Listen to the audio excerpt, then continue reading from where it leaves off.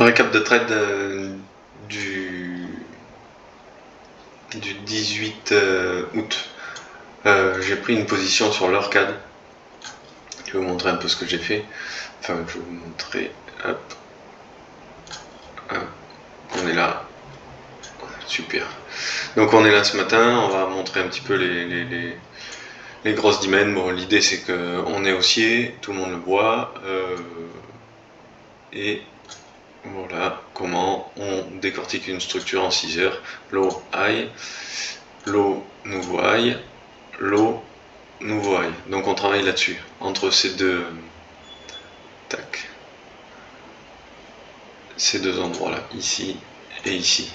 Donc on raffine une dimen. Là, je suis en 6 heures, je suis descendu un petit peu dans la fractalité, j'ai raffiné, mais bon, dans l'idée, ma dimen au départ elle est un petit peu plus grosse. Mais en 6 heures, je voulais aller chercher ça. Voilà comment je regarde. Ah mince, pourquoi je suis pas en replay comme il faut. Hop, voilà. Donc on est ce matin, voilà, je suis comme ça. Et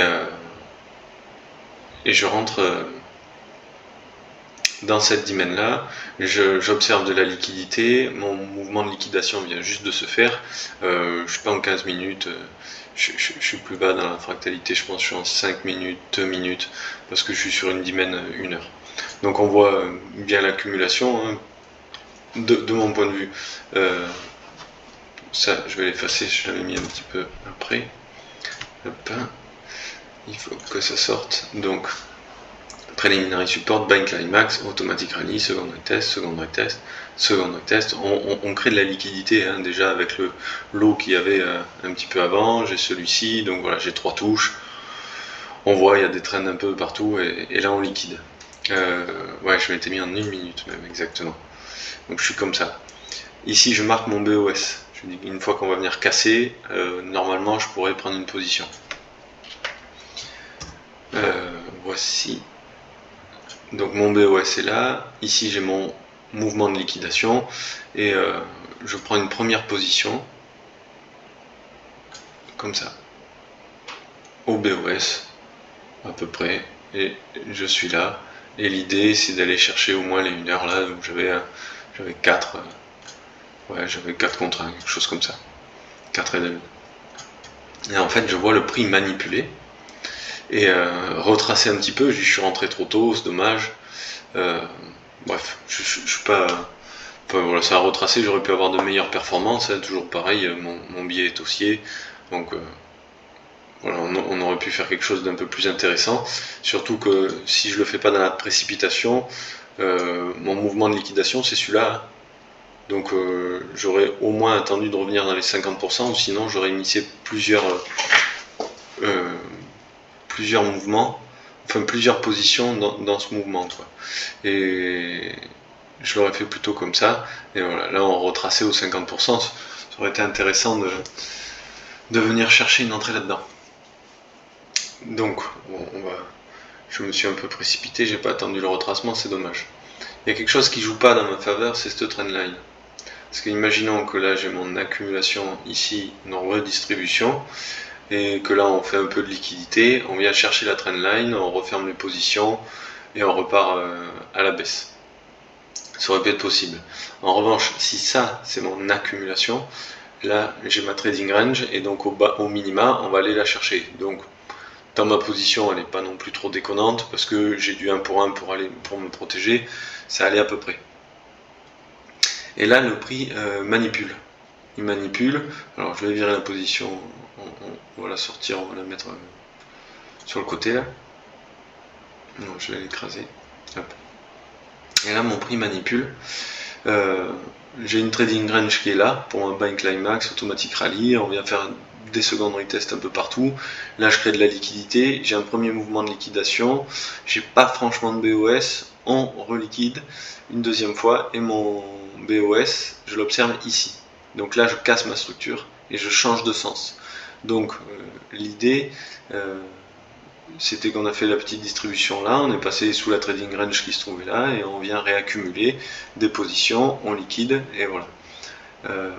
Donc j'ai pris une position une deuxième position qui s'est trouvée juste ici. Tac, on est revenu dedans, et ça pour moi c'était un lot protégé. Donc on a eu la cassure, et à minima on allait chercher, l'idée c'était de casser cette structure là, et donc là j'étais plutôt dans le bon sens, et c'était très bien. Et jusqu'à aller chercher la trading range ici.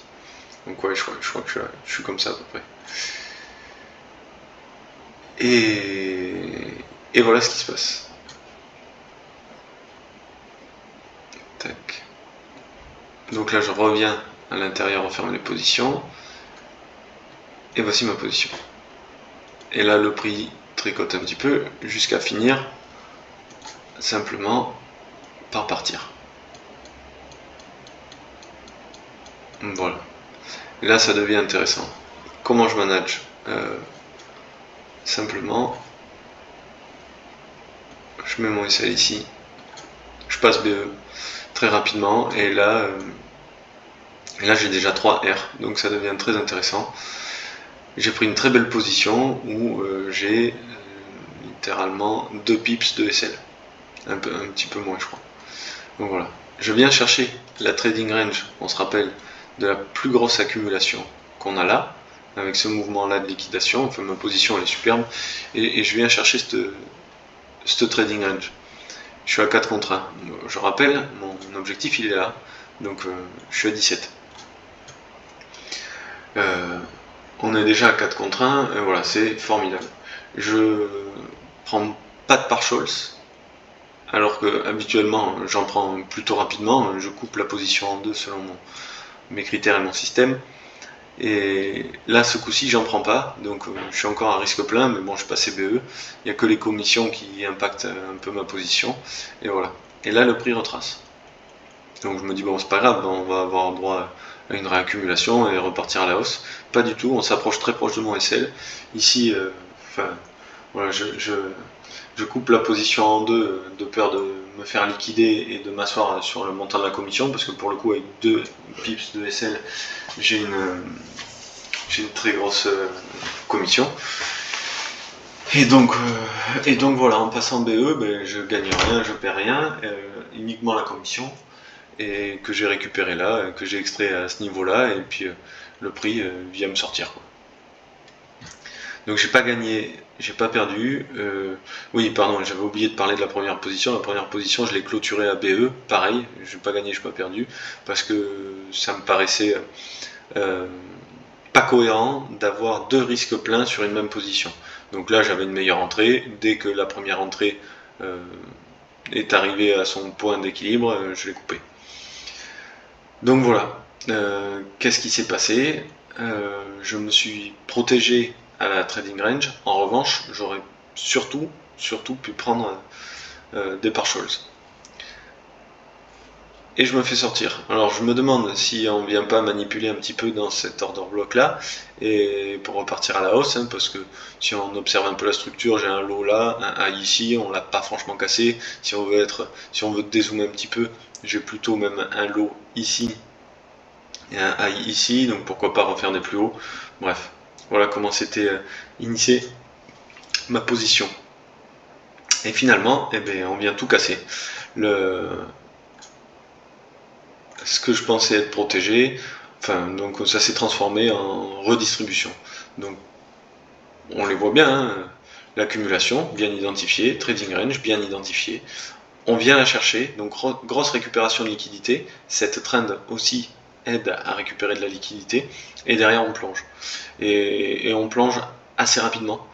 Et voilà, on vient chercher notre dimen initial en 6 heures qu'on avait tracé en dessous. Et en dézoomant un petit peu comme ça, dimen en 6 heures, ça veut dire qu'on va avoir à faire une manipulation 8-12 minutes. Et mince, tac, comme ça. 8 à 12 minutes, et voilà ce qu'on observe. Donc, bon, si ça, c'est l'accumulation, très franchement, elle n'est pas belle, dans le sens où j'ai pas de BOS propre et intéressant pour pouvoir rentrer. Donc après, il a fallu zoomer, rentrer dans la fractalité, et j'ai pas fait ça. Donc si on repasse en 1 heure, qu'est-ce qu'on observe? On observe ça.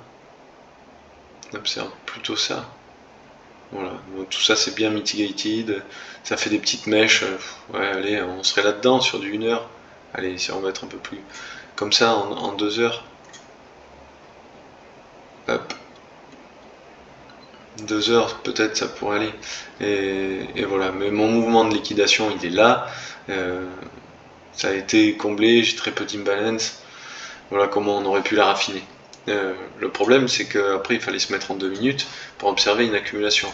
Et là j'ai pas d'accumulation franche en 2 minutes, faire un mouvement de 2 heures, ça permettrait d'aller chercher mes objectifs, mais j'ai pas quelque chose de très joli quoi.